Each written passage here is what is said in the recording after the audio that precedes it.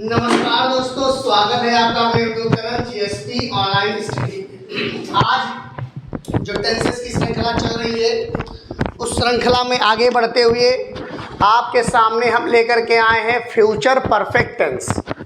सारे टेंसेस मैंने पिछले पढ़ा दिए हैं। फ्यूचर परफेक्ट बचा है और फ्यूचर परफेक्ट कॉन्टिन्यूअस बचा है।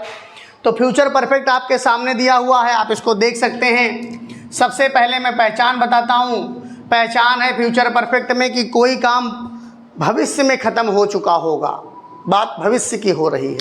जैसे मैं पढ़ा चुका हूँगा, मैं 2 बजे तक घर जा चुका हूँगा, मैं 3 बजे तक वीडियो बना चुका हूँगा, मैं तुमको सुबह 4 बजे तक पढ़ा चुका हूँगा।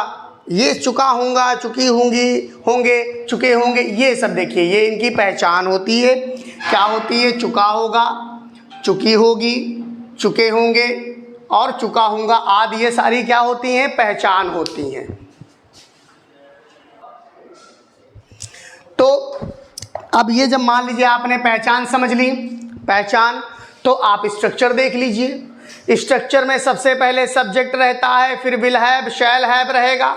अगर आपका, मैंने पहले ही बताया था फ्यूचर इंडेफिनिट टेंस में कि अगर आपका सब्जेक्ट आई और वी है तब तो शैल लगेगा, बाकी सबके साथ विल लगेगा। इससे अच्छा क्या हो सकता है?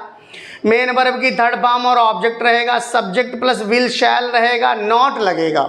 ये यहाँ पर बहुत ध्यान देने वाली बात है कि विल और शैल के तुरंत बाद नॉट लगता है, ये चीज़ आप ध्यान रखिए। और मेन वर्ब की थर्ड फॉर्म ऑब्जेक्ट रहेगा। तो ये आपका अफर्मेटिव हो गया, ये आपका अफर्मेटिव हो गया और ये आपका निगेटिव हो गया। बात समझिएगा।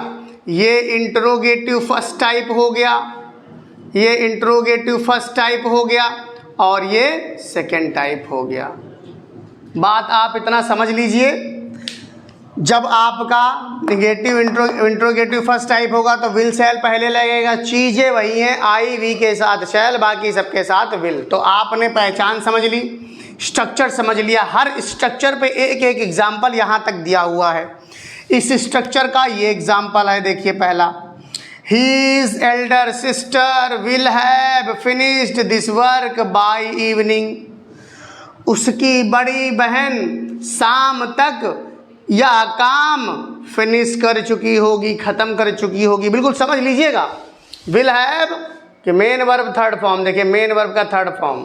दूसरा देखिए, she will not have come back home by morning. तो सुबह तक वह घर नहीं आ चुकी होगी, सुबह तक वह घर वापस नहीं आ चुकी होगी, ऐसे कह सकते हैं। फिर है will he have done this project by the next month.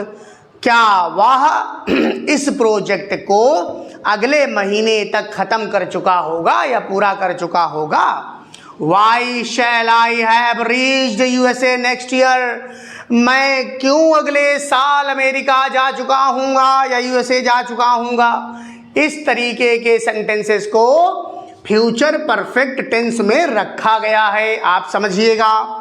अब ये एग्जाम्पल इसके हैं, मैं यहाँ से पढ़ाता हूँ। ये आपका हो गया कि आपको कैसे सेंटेंसेस बनाने हैं फ्यूचर परफेक्ट टेंस से रिलेटेड।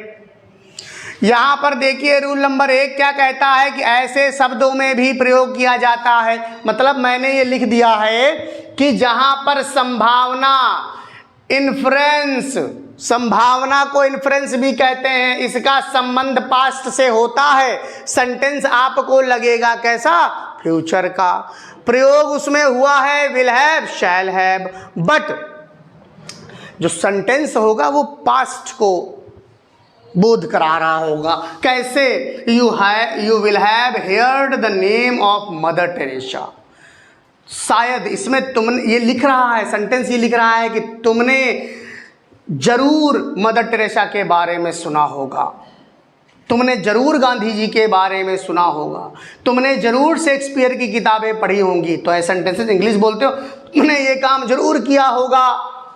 जब भाषण देते हैं नेता लोग तो हमने ये काम जरूर किया होगा, तुमने ये जरूर सुना होगा, तुमने ये जरूर देखा होगा, तुमने ये जरूर किया होगा, ऐसे कहते हैं ना। तो उसमें कैसे बोलोगे? ये बोलोगे विल हैव लगा करके कि तुमने जरूर शोर मचाया होगा। You will have make a noise in the class, made a noise in the class. या तुम नहीं आए होगे, समय पर नहीं आए होगे, you will have not arrived on time, है ना।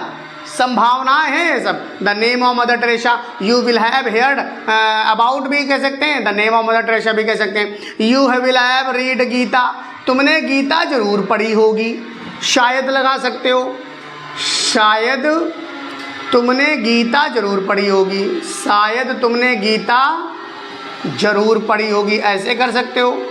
तो ये सेंटेंस है, देखो बढ़िया बढ़िया। They will have watched the film Mother India, वे जो है मदर इंडिया फिल्म जरूर देखे होंगे। अब भाई हम देखे होंगे का मतलब संभावना व्यक्त कर रहे हैं, नहीं देखे होंगे, वो जाने, उनका काम जाने। आगे देखिए, अगर यहाँ पर देखिए बहुत बढ़िया स्टेटमेंट लिखा है, अगर यहाँ पर सेंटेंस के शब्दों पर जोर लगाना हो, या आपको इस पर जोर लगाना हो, या इस पर जोर लगाना हो, तो आपको विल की जगह मस्ट का प्रयोग करना पड़ेगा। You must have heard the name of mother Teresa, you must have heard about the Mahatma Gandhi, you must have heard about the Jawaharlal Nehru, you must have heard about the Subhash Chandra Bose, you must have watch this movie, you must have read the Ramayana once in your life. ऐसे करके sentences को बहुत बनाया जा सकता है। Rule number दूसरा देखते हैं।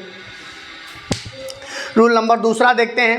पहले हुआ कार्य फ्यूचर में, आपको मैंने बताया था ये पहले भी, फ्यूचर में अगर पहले कार्य हुआ होगा तो फ्यूचर परफेक्ट में, और बाद वाला कार्य सिंपल प्रेजेंट में। थोड़ा सा उल्टा है इसमें।